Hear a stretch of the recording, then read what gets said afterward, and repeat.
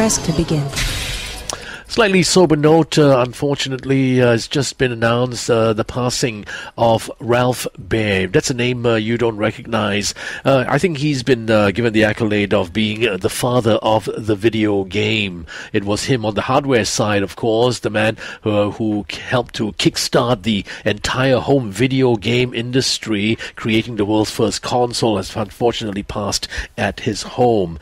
Perhaps not as famous as it should be, but without Mr. Baer, the entire nature of video games might have been radically different.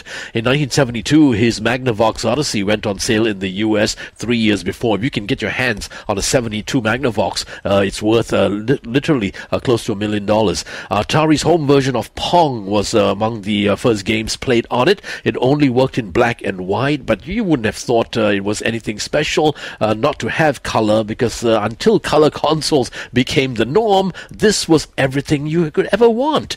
You had to stick plastic overlays on your TV in order to simulate color, and you had no sound, but it did feature analog controls and interchangeable game cards. It was the thing to have. His subsequent consoles, including the Magnavox Odyssey, the Philips VideoPack G7000, all these overshadowed inventions that he had in fact created himself.